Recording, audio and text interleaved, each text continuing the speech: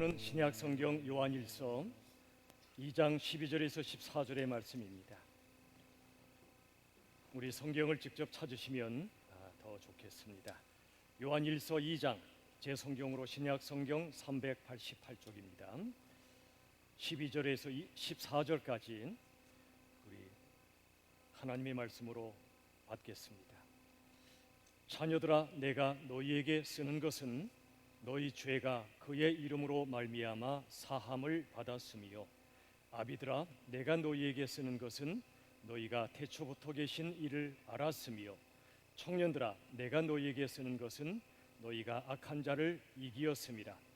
아이들아, 내가 너희에게 쓴 것은 너희가 아버지를 알았으며, 아비들아, 내가 너희에게 쓴 것은 너희가 태초부터 계신 이를 알았으며, 청년들아, 내가 너희에게 쓴 것은 너희가 강하고 하나님의 말씀이 너희 안에 거하시며 너희가 흉악한 자를 이기었음이라. 아멘. 오늘 아이인가, 아비인가, 청년인가 라는 제목으로 말씀을 나누기를 원합니다. 오늘 이 본문의 말씀은 우리의 영적인 성숙의 세 단계에 대하여 말씀하고 있습니다. 그 첫 번째가 영적인 미숙 단계입니다. 영적 미숙 단계는 영적 유아기라고도 할 수 있습니다. 이 영적 유아기의 핵심은 영적인 출생입니다. 영적인 거듭남입니다. 영적인 구원입니다. 자, 우리 한번 요한일서 2장 12절 우리 다 함께 읽겠습니다. 12절 시작. 자녀들아, 내가 너희에게 쓰는 것은 너희 죄가 그의 이름으로 말미암아 사함을 받았으며. 여러분, 성경을 다시 한번 보세요. 자녀들아, 영적인 아비가 영적인 자녀에게 주시는 말씀이지요. 내가 너희에게 이 글을 쓰는 것은 너희의 죄가 그의 이름으로 말미암아, 예수님의 이름으로 말미암아 사함을 받았으며 그랬습니다. 죄 사함의 확신을 말씀하고 있지요. 자, 여러분 성경을 직접 찾아보시죠. 2장 1절 요한일서 오늘 본문의 말씀 바로 앞에 2장 1절에 보시면 나의 자녀들아 라고 시작하지요. 내가 이것을 너희에게 쓰면 너희로 죄를 범하지 않게 하려 함이라 그랬습니다. 여러분, 그 다음 말씀 보시면, 자, 만일 누가, 같이 한번 읽어볼까요? 시작. 만일 누가 죄를 범하여도 아버지 앞에서 우리에게 대언자가 있으니 곧 의로우신 예수 그리스도시라. 여기 대언자는 변호사란 말입니다. 변호사. 성경에 대언자, 보혜사 이런 말이 나오거든. 그럼 변호사라고 보시면 됩니다. 우리가 죄를 지을 때 하나님 아버지 앞에 설 수 없습니다.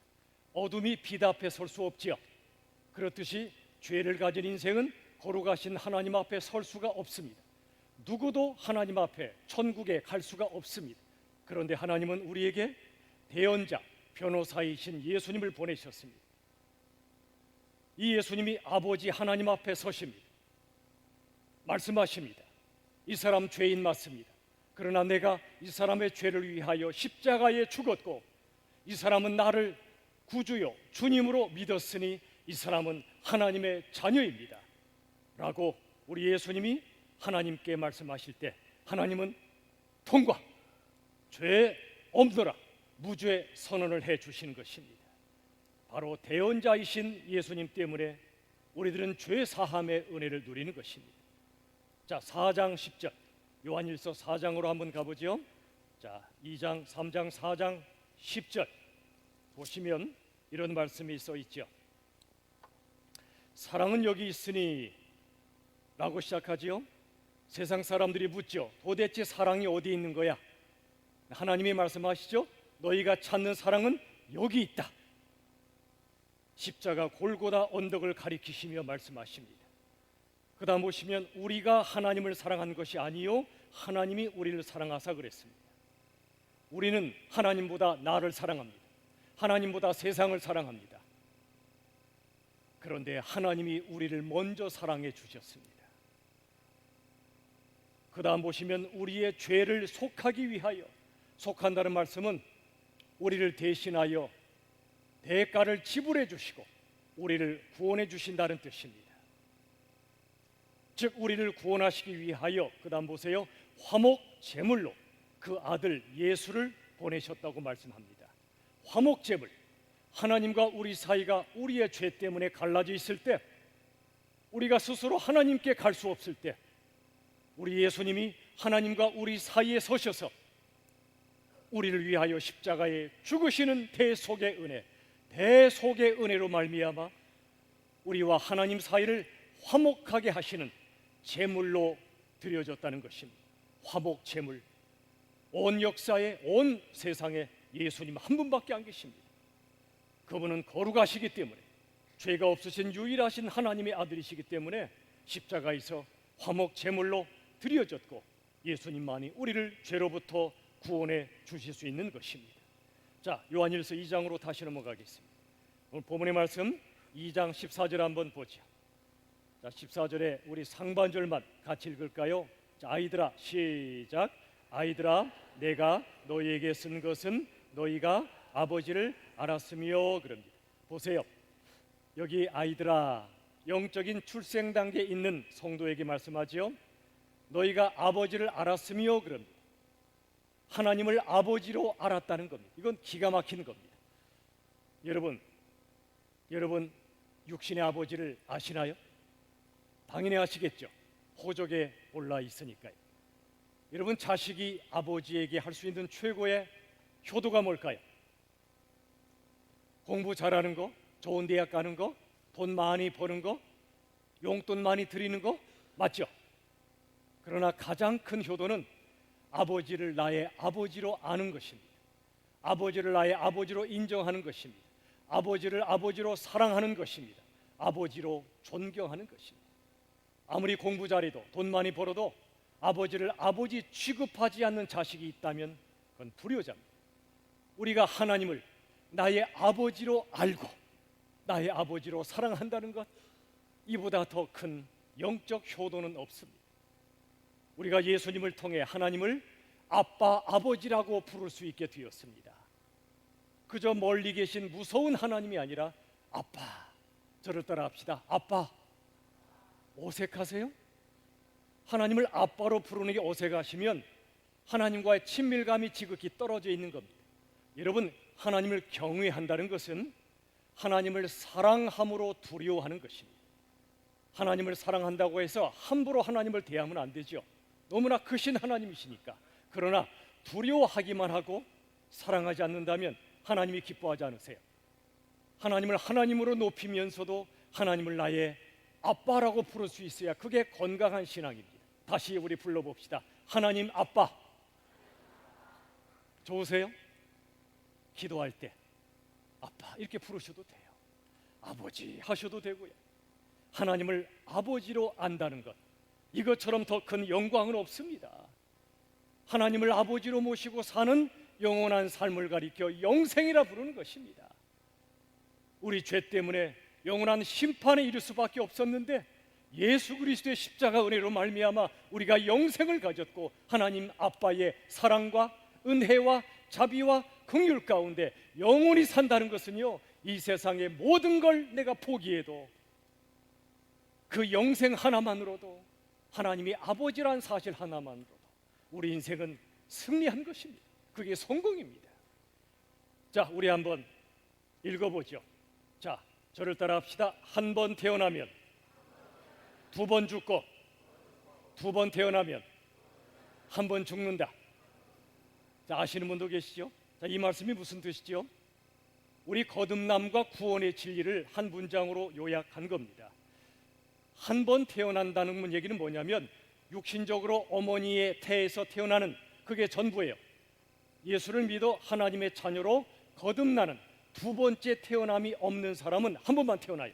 자, 한 번 태어난 사람은 몇 번 죽어요? 두 번 죽어요. 무슨 뜻이죠? 누구나 육신의 죽음이 있어요. 그러나 또 한 가지 죽음이 있는데 영적 죽음입니다. 영적 죽음은 하나님 아버지와 단절된 상태를 말해요.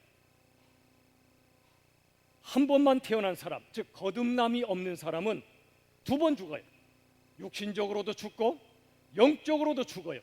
이 땅에서도 하나님과 단절되어 살고 죽은 후에도 영원히 하나님과 단절되어 삽니다. 그게 바로 지옥입니다. 한 번만 태어나면 두 번 죽습니다. 그런데 또 한 가지가 있죠. 두 번 태어나면 몇 번 죽어요? 한 번 죽어요.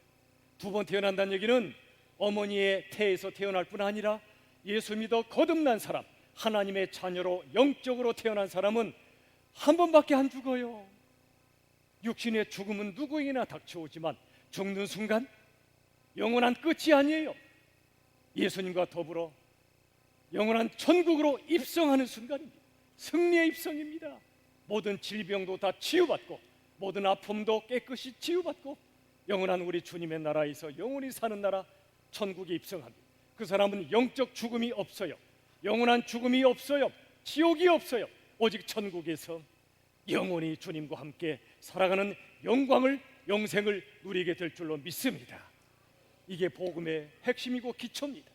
영적인 구원, 이게 첫 번째 단계입니다. 그런데 두 번째 단계가 있습니다. 우리가 영적으로 구원받아도 바로 천국 가지 않습니다. 이 땅에서 영적인 중간 단계를 거칩니다.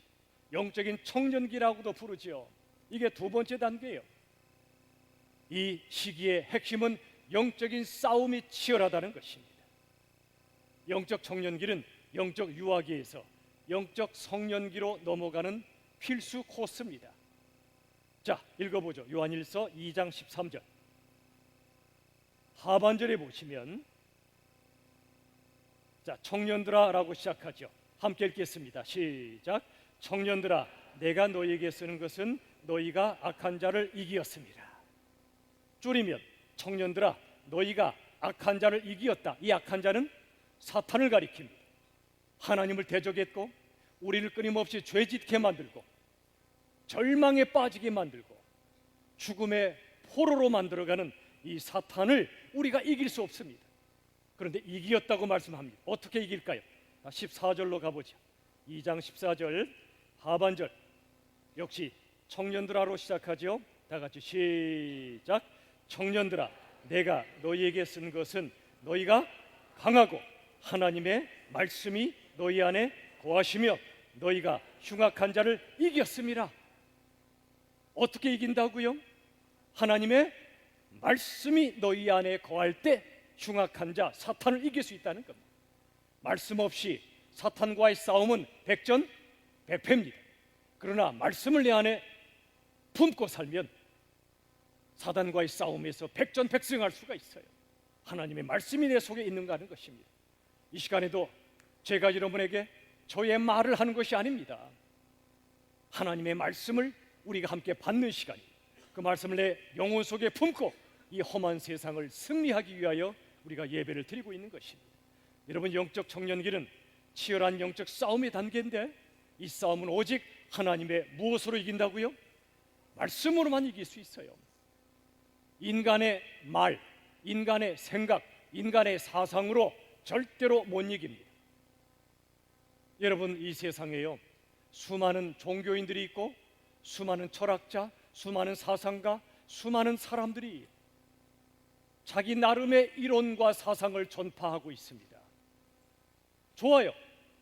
그러나 잊지 마실 것은 이 SNS상에 떠다니는 수많은 이론과 수많은 사상들을 그냥 따라가지 마세요.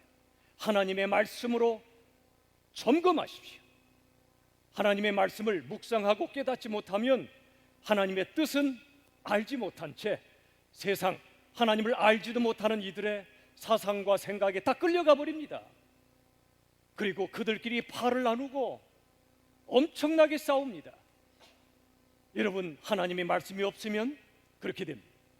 오직 하나님의 말씀밖에 이 세상을 평가할 건 아무것도 없습니다. 사랑하는 여러분, 그런데 이 말씀의 핵심이 있습니다. 말씀의 핵심은 복음이에요. 복음은 바로 십자가와 부활의 복음입니다.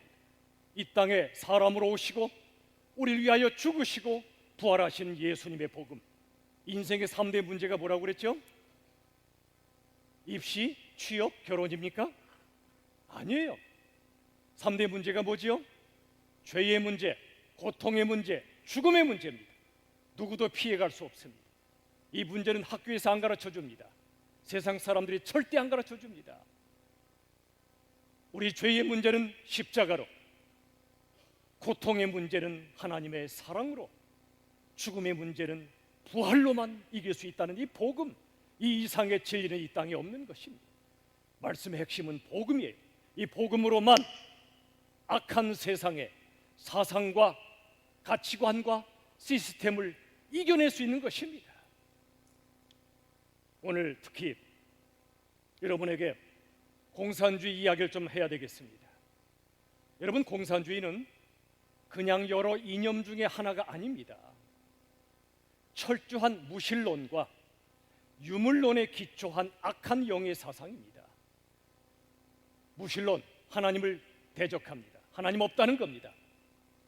유물론, 영의 세계 없습니다. 오직 물질밖에 없습니다. 그들은 평등한 국가와 사회 건설이라는 이상으로 세계 공산화 혁명을 시도했습니다. 물론 배경은 있습니다. 약 100년 전에 러시아와 이 땅의 수많은 나라에서 왕과 귀족, 군주들만 잘 먹고 잘 살고 수많은 백성들이 굶주려 죽어갈 때 이럴 수는 없다, 다 함께 잘 먹고 잘 살자라는 기치를 들고 일어났습니다. 마르크스가 정교한 이론을 만듭니다. 자본론이라는 책을 씁니다. 레닌과 스탈린, 이런 정치 지도자들이 구체적인 정치 제도를 만들고 나라를 바꿔버립니다. 근데 그 결과가 어떻게 됐습니까? 소련 무너졌습니다. 동유럽 무너졌습니다. 다 함께 못 사는 세상이 됐습니다. 오직 일부 공산당원들만 배가 산더미처럼 불러왔습니다.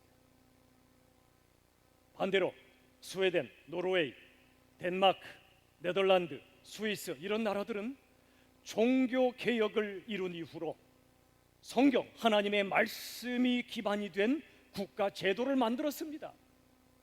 성경이 기반이 되었다는 것은 하나님이 인간에게 주신 자유를 소중히 여기는 것입니다. 그 자유민주주의의 기초에서 내가 너를 사랑하고 네가 나를 사랑하는 아름다운 사랑의 공동체를 이룸으로써 진정한 평등사회를 이루자, 이게 성경적인 세상을 만드는 것입니다. 그런데 공산주의는 자유를 박탈해버립니다. 오직 함께 잘 살자라고 말합니다. 그리고 그 방법으로 폭력을 사용합니다.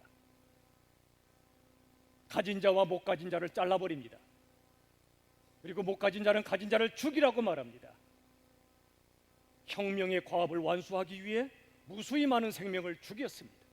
러시아에서 1,500만 명을 죽였고, 중국에서 2천만에서 5천만, 수천만 명이 죽임을 당했고, 캄보디아에서는 킬링 필드인가요?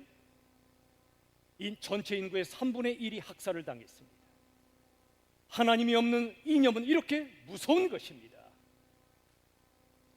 평등 사회를 이루겠다는 잘못된 정의감이 폭력을 정당화했고 비극적인 결과를 낳았습니다. 특히 공산주의는 하나님과 기독교와 교회를 철저히 배격합니다. 1948년 9월 9일에 북한의 공산정권이 세워졌습니다. 그리고 10년 뒤 1958년 같은 날 9월 9일에 북한의 모든 교회를 말살하라는 공식 명령이 떨어집니다. 그 뒤로 지금 북한에는 정말 숫자를 알 수 없는 지하 그리스도인들만이 목숨을 걸고 성경을 봅니다. 우리 너무나 자유가 많아서 성경을 안 읽습니다. 드라마는 많이 봐도, 책들은, 다른 책들은 많이 봐도 성경은 안 읽는 시대가 됐습니다. 그들에겐 성경 한쪽의 생명입니다. 생명. 이처럼 공산정권은 철저하게 기독교를 말살합니다. 중국 공산당도 마찬가지입니다. 1억 명의 기독교인이 생겼다고 들은 게 여러 해 전인데, 최근에 들어보니까 무려 4억 명 정도의 그리스도인이 탄생했다는 이야기를 들었습니다. 정확하진 않겠지만 공산당 정권이 무자비하게 기독교를 탄압하고 있지만 요원의 불길처럼 복음과 교회는 확장되고 있는 것입니다. 공산주의를 적그리스도로 해석하는 요한계시록을 아예 없애버리려고 좀 하고 있습니다. 여러분, 이 땅에 악한 영, 공산주의 사상은 절대로 용납하면 안 됩니다. 하나님의 말씀이 없는 평등 사상의 결과는 무섭습니다. 자유에 기초한 사랑의 평등이 되어야 됩니다. 일본, 다행히 자유민주주의에 기초한 나라가 되었습니다. 정치적으로는. 그러나 아직도 정치가들의 의식 속에는 제국주의와 군국주의의 망령을 버리지 못해요. 그리고 그 나라에 가보면 요즘은 여행도 많이 안 가시는 것 같은데 혹시 가시더라도 온천 다 좋아요. 그런데 그것만 가지 마시고 그 나라의 영적인 흐름을 좀 보십시오. 적어도 800만 이상의 신을 섬기는 나라, 신사 참배하는 나라, 하나님을 잘 받아들이지 않는 나라, 영적인 어둠이 얼마나 깔리는지 모릅니다. 나라가 음울합니다. 그 땅에 하나님의 말씀의 빛이 임해야 됩니다. 여러분, 하나님께서 요나 선지자에게 악한 나라 아수르의 복음을 전하라 하신 것처럼 북한, 중국, 일본에게도 복음을 전해야 됩니다. 여러분, 북한, 중국, 일본은 우리가 의지할 나라가 아닙니다. 미국도 마찬가지지만 하나님을 대신하여 어떤 나라 의지한다? 우상이 됩니다. 그들은 오직 우리가 복음을 전파해야 될 나라들입니다. 여러분, 우리 정말 깨어 기도할 때입니다. 누가복음 21장 34절과 36절 말씀 같이 읽겠습니다. 다 같이 시작. 너희는 스스로 조심하라. 그렇지 않으면 방탕함과 술취함과 생활의 염려로 마음이 둔하여지고 뜻밖의 그날이 덫과 같이 너희에게 임하리라. 이러므로 자, 저보고 설명하라는 뜻 같아요. 자, 34절을 먼저 설명할게요. 34절 다시 띄워주세요. 자, 너희는 스스로 조심하라. 왜냐하면 그렇지 않으면, 조심하지 않으면 방탕함은 교만과 자기 중심성을 말합니다. 술 먹고 니나노 하는 게 방탕이 아니고요, 교만하고 자기 중심적인 걸 말해요. 여러분, 예수를 믿어도 교만의 선악과를 따먹지 않도록 조심해야 됩니다. 이 세상은 자기의 사상이 전부입니다. 이 포스트 모더니즘 시대에는 내가 하나님이에요. 그런데 예수를 믿고 성경을 읽는다는 그리스도인들도 내가 아는 성경 지식을 전부로 여긴다면 그건 교만입니다. 저도 마찬가지예요. 겸손해야 됩니다. 남을 함부로 판단하고 정죄하면 안 됩니다. 자기 중심성, 이게 방탕입니다. 우리 회개해야 됩니다. 이게 나한테 있다면. 두 번째가 술 취함이에요. 이것은 탐욕과 세속주의를 말합니다. 선악과의 또 다른 모습이 탐욕이죠. 세속주의가 교회 안으로 물밀듯이 밀려들어와 있습니다. 목사와 장로가 교회 권위의 정점에 서 있는 권위주의에 빠집니다. 여러분, 직분자분들, 저를 포함해서 권력자가 아니라 책임자이고 권력자가 아니라 봉사자임을 잊지 마십시오. 나중에 우리 직분 가진 분들, 저랑 같이 화장실 청소합시다. 아멘? 안 하시겠다는 겁니까? 나중에 하면 프로그램 짜겠어요. 여러분, 모든 직책은 종입니다. 종. 세상의 사상은 높아지면 권력자가 됩니다. 그게 교회 안으로 들어왔어요. 이게 세속주의입니다. 권위주의, 율법주의, 성공주의, 우리 점검해 봐야 됩니다. 한국교회 이전에 우리 교회를 점검해 봐야 됩니다. 저부터 점검해야 됩니다. 또 한 가지가 생활의 염려입니다. 어떻게 밥 먹고 살지? 중요한 문제지요. 그러다 보니 믿음은 사라지고 불안과 두려움밖에 없어요. 여러분, 노후 준비하시는 거 좋아요. 지혜롭게. 그러나 노후 준비보다 중요한 건 사후 준비입니다. 우리가 죽을 때 하나님의 심판대 앞에 설 겁니다. 예수님 아니면 누구도 하나님 나라 못 들어갑니다. 노후 준비도 중요하지만 사후 준비가 훨씬 더 중요합니다. 영적 싸움은 교회 밖에만 있는 거 아니에요. 사탄은 교회 안으로 파고듭니다. 목사를 타락하게 하고 교회를 타락하게 만듭니다. 좋다. 우리끼리 그냥 잘 먹고 잘 지내다가 예수 믿었으니 천국 가겠지? 천만의 말씀이에요. 사단은 우리 교회를, 한국교회를 끊임없이 무디게 만듭니다. 마음이 둔하여지게 만듭니다.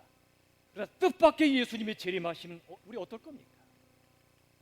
그래서 누가복음 21장 36절의 말씀이 있습니다. 한번 띄워주세요. 이러므로, 다 같이 시작.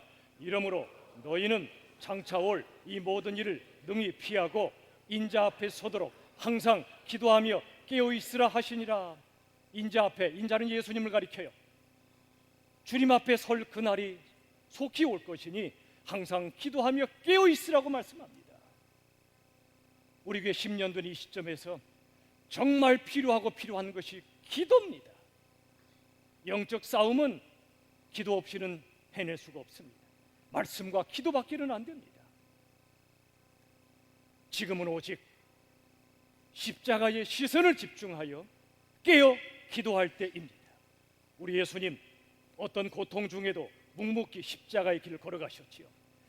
예수를 따르는 우리도 그 길을 걸어가야 됩니다. 십자가는 우리의 생명이고 우리의 전부이기 때문에 그렇습니다.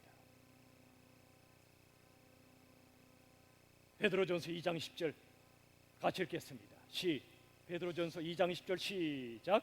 선을 행함으로 고난을 받고 참으면 이는 하나님 앞에 아름다우니라. 선을 행한다는 것은 복음을 증거하는 것이요 예수의 사랑을 전파하는 걸 가리킵니다. 그러나 그로 인해 고난을 받을 수 있습니다. 그때 참고 인내하는 것입니다. 하나님 앞에 아름답다고 말씀하십니다. 한 번도 복음을 전해보지 않아서 사람들에게 고난을 받지 않았다면 하나님 앞에 부끄러운 일입니다. 여러분이 금요일날 또 초원에서 나오셔서 함께 우리 이웃사랑 축제를 전파했었죠. 저도 교회에서 아주 힘드신 분들 잠깐 상담하고 기도해드린 다음에 저도 들고 나가서 전해봤더니 어떤 분들은 기쁘게 받아요. 학교 안에 비전교회죠? 예, 열린 비전교회입니다. 또 어떤 분은 하면서 안 받아요. 그 순간에 감사했어요. 예수님의 거절당하심에 동참할 수 있었기 때문에 받아주셔도 감사하고 안 받으셔도 감사해요. 여러분 어떤 거절과 어떤 고통을 당해도요 십자가를 바라보고 기도하는 사람은 절대 시험에 들지 않습니다. 여러분 사람 때문에 시험 들었습니까? 여러분이 십자가를 안 바라봤다는 얘기입니다. 사람 때문에 상처받아 교회 떠나네 마네 하십니까? 십자가를 안 바라봤다는 얘기입니다. 십자가를 보는 분은 그런 말을 입 밖에 낼 수가 없어요. 예수님이 십자가에서 우리 죄 때문에, 당신은 죄가 없으신데 모든 거절과 모든 침뱉음과 모든 조롱과 심지어 죽이는 그 인간들 앞에서도 묵묵히 받으셨는데, 예수를 믿는다 하면서도 수십 년 믿는다 하면서도 누가 나에게 상처 주고 거절하면 못 견디고 십자가를 안 바라본다는 얘기입니다. 기도 안 한다는 얘기입니다. 여러분 어떻습니까? 지금 깨어 기도할 때인데 누구 때문에 힘드네, 누구 때문에 못 살겠네, 그럴 때가 아니란 말입니다. 복음을 갖고 나가 전하고 전해도 지금 주님 오실 때가 가까운데. 베드로전서 2장 23, 24절 봅시다. 다 같이 읽겠습니다. 시작. 욕을 당하시되 맞대어 욕하지 아니하시고 고난을 당하시되 위협하지 아니하시고 오직 공의로 심판하시는 이에게 부탁하시며, 그 다음 보세요. 친히 나무에 달려 그 몸으로 우리 죄를 담당하셨으니 이는 우리로 죄에 대하여 죽고 의에 대하여 살게 하려 하심이라. 우리 예수님에게 욕을 당하셨지만 맞대어 욕하지 않으셨습니다. 우리는 어떻게 해요? 누가 나를 욕하면 어떻게 하죠? 되로 받으면 말로 갚아주자. 말이면 좋게요. 가만히로 갚아주죠. 가만히로. 누가 잘못했다는 걸 방방곡곡 전파하기 시작합니다. 복음을 전파해야지 다른 사람의 잘못을 전파하면 안 되죠. 욕을 당해도 맞대어 욕하면 안 되죠. 고난을 당하시되 위협하지 않으시고 공의로 심판하시는 하나님께 부탁하시고 친히 나무 십자가에 달려 그 몸으로 우리의 죄를 담당하셨으니 우리로 하여금 죄에 대하여 죽고 의에 대하여 살게 하려 하십니다. 이분이 예수님이십니다. 이게 십자가란 말입니다. 근데 우리는 예수 믿는다 하면서 이 십자가 우리 안에 있습니까? 십자가가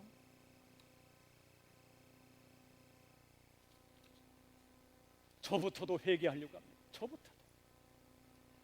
영적 청년기엔 이처럼 영적 싸움이 치열합니다. 그러나 너무 지나치게 낙심하지 마십시오. 이 목사가 나 들으라고 하는 얘기인가 보다 생각하는 분들 계시죠? 아니에요. 저에게 하는 말씀, 저에게. 여러분은 각자 적용하세요. 저도 수도 없이 회개합니다. 잘못한 것도 회개하고 잘한 것도 회개합니다. 잘못한 건 당연히 회개해야 되고 잘하면 교만에 빠지잖아요. 복음을 안 전한 것도 회개해야 되지만 복음 전하는 순간 다른 사람을 정죄하는 마음도 우리가 회개해야 됩니다. 기도하는 안 하면 회개해야 돼요. 기도하는 순간 기도 안 하는 사람을 정죄하는 것도 회개해야 돼요. 저를 따라 합시다. 잘못한 것도 잘한 것도 회개하자. 영적 청년기는 이처럼 치열합니다. 이 싸움을 우리가 싸워야 됩니다. 저는요, 여러분이 이 싸움을 싸우고 계신 한, 내 잘한 거 잘못한 거 회개하고 계신 한, 저는 여러분이 너무너무 고맙고 감사합니다. 저는 심판주가 아니에요. 하나님만 심판주예요. 여러분을 저는 절대 정죄하지 않을 것입니다. 여러분은 하나님 앞에 스스로 서십시오. 말씀 앞에 서십시오.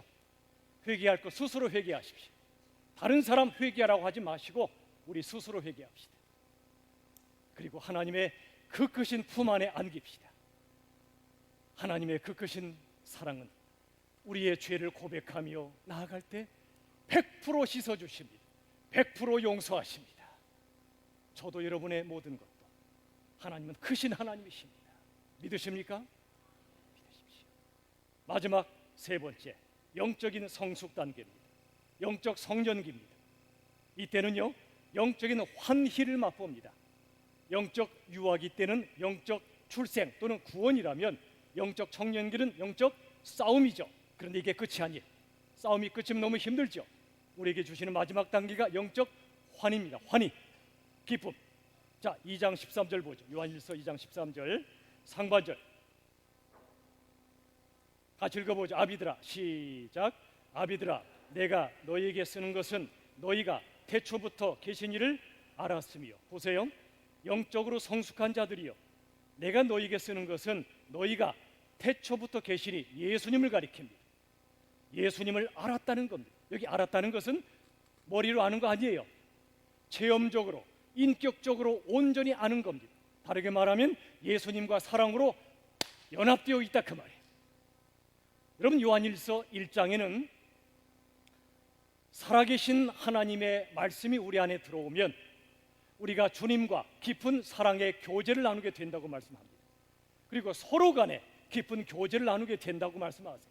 그 교제로부터 진정한 기쁨이 샘솟는다고 말씀하세요. 영적인 환희입니다. 예수님을 정말 깊이 만나고 하나 되면 상황과 상관없이, 사람과 상관없이, 내 연약함과 부족함과 상관없이 예수님 때문에 놀라운 기쁨이 내 속에서 철철철 흘러 넘치게 된다 그 말이죠. 여러분은 그 단계까지 가셨습니까? 우리가 가야 되지 않겠습니까? 예수님과 동행하는 기쁨, 예수님과 교제하는 기쁨. 여러분, 시편 119편에는 주님의 말씀의 맛이 꿀보다도 달대요. 주의 말씀을 즐거워한대요. 여러분, 우리 자녀가요, 이런 말 하는 자녀 있습니까? 엄마 아빠의 말씀이 너무나 꿀보다 달아요. 공부하라는 말씀도, 쓰레기 버리고 오라는 말씀도 꿀보다 달아요. 그런 자식 있어요, 없어요? 없나 봐요. 우리도 마찬가지였죠, 그죠? 그런데 시편 기자 다윗은 하나님의 말씀이 꿀보다 달대요. 그 말씀은 항상 달콤한 말씀이 아니에요. 때로는 우리의 죄를 강하게 책망하기도 하시고, 그걸 통해 우리를 살게 하시고 영원한 영생으로 이끌어 가십니다. 그걸 알기 때문에 다윗은 말씀이 너무나도 달고 단 거예요. 하나님의 말씀을 즐거워하기 시작한 겁니다. 어떻게 그게 가능할까요? 주님을 사랑했기 때문입니다. 질문: 순종이 쉬워요? 불순종이 쉬워요? 우리의 죄성으로 보면 불순종이 훨씬 쉬워요. 불순종이 쉬워요. 그런데 순종이 쉬울 수 있어요. 언제? 하나님을 사랑할 때. 사랑하면 짐이 가벼워요. 사랑하면 계명이 무겁지 않아요. 사랑하면 순종이 불순종보다 쉬워요. 제가 증거를 대드릴까요? 숨 쉬는 게 쉬워요? 숨 안 쉬는 게 쉬워요? 내 속에 생명이 있으면 숨 쉬는 게 숨 안 쉬는 것보다 훨씬 쉬워요. 그죠? 내 속에 예수의 생명이 있고 예수를 사랑하면 순종이요 불순종보다 훨씬 쉬워요. 근데 순종이 어려운 건 내 속에 예수의 생명이 희미해져 있거나 약하거나 사랑이 떨어졌기 때문에 그래요. 내가 정말 사랑하는 사람 만나면 그 사람 위해서 다 해주잖아요. 사랑이 어렵지가 않아요. 순종이 어렵지가 않아요. 그냥 비바람 불어와도 그냥 링링인지 랑랑인지가 불어와도 그 사람 만나러 뛰어가요. 그냥 사랑하면 순종이 쉬워요. 영적 성년이 바로 그 단계. 고난 중에도 기뻐하며 살아가요. 하박국의 말씀처럼 무화과 나무가 무성하지 못하고 우리의 양이 없어도 외양간에 소가 없어도 우리 식으로 말하면 내가 가진 것이 별로 없어도 내가 이룬 것도 별로 없어도 난 여호와를 인하여 기뻐하리라. 어떤 고통이 찾아왔어도 십자가의 주님 때문에 기뻐하리라. 일본의 신학자 가가와 토요히쿠란 목사님이 계십니다. 이분이 불교에서 기독교로 개종했어요. 집에서 쫓겨났습니다. 담보로서로 말이죠. 폐병으로 투병하면서도 손에서 성경을 놓지 않았어요. 말씀이 생명이니까. 결핵 말기의 몸으로 빈민굴에 들어가 전도하다 쓰러졌는데 깨어보니 기적적으로 결핵이 치유되었습니다. 안질로 거의 실명 상태에 이르렀는데 하나님이 훌륭한 의사를 만나게 하셔서 드디어 눈을 뜨게 됐어요. 집에 갔어요. 소박한 집이죠. 그런데 집에 있는 창문 바깥으로 파란 하늘이 보입니다. 얼마 만에 보는 하늘인지 몰라요. 그 순간 이분은 엄청난 황홀감에 사로잡혀서 하나님을 찬양하기 시작합니다. 남보다 큰 집에 사는 것도 아니에요. 내 눈을 띄워주신 하나님, 눈을 띄워주지 않으셨을지라도 살아계신 하나님을 마음속에 떠올리며 황홀감 속에 찬양을 드렸습니다. 찰스 웨슬리는 이렇게 말합니다. 같이 읽어보죠. 오늘의 결론입니다. 다 같이 시작. 이 땅에서 예수님과 누리는 교제가 이토록 달콤하다면 저 하늘 보좌에서 예수님을 만난다면 얼마나 황홀할까. 이 땅에서 수많은 고통이 찾아오지만 예수님과 누리는 교제가 너무도 달콤한 사람은요, 이 땅도 세상살이를 천국살이처럼 살아낼 것이고 우리를 부르셔서 천국에 도착하면 예수님을 만나면 얼마나 황홀할 것인가를 알기 때문에 천국 소망을 가지고 살아요. 부디 우리 모두 영적 유아기에 영적 구원을 지나 영적 청년기에 영적 싸움을 지나 영적 성년기에 영적 환희의 단계에 이르러 이 땅에서 그리고 영원토록 우리 주 예수님을 찬양하며 승리하는 우리 모두가 될 수 있기를 예수님의 이름으로 축원합니다. 기도합시다. 하나님 아버지, 참 감사합니다. 우리는 한없이 죄인이고 연약하고 쓰러지지만 그러나 하나님은 너무나 크신 하나님이고 너무나 크신 사랑의 하나님이시기 때문에 우리의 모든 죄를 고백할 때 다 용서하시고 하나님의 아들, 딸로 인도해 주심을 저희들은 믿습니다. 이 자리에 아직 예수님을 영접하지 못한 분이 있다면 두 번째 태어나는 거듭남의 역사를 허락하여 주시옵소서. 하나님을 아빠로 모시는 영광을 허락하여 주시옵소서. 영적 청년기에서 수많은 싸움을 싸워야 하지만 오직 말씀으로 기도로 승리하게 도와주시옵소서. 이 땅에서 우리 영원토록 예수님과 동행하고 교제하며 우리 함께 사랑하고 교제하며 영적인 환희를 누리는 우리 모두가 되게 하여 주시옵소서. 예수님의 이름으로 간절히 기도하옵나이다. 아멘. 우리 시간에 사랑의 빛 중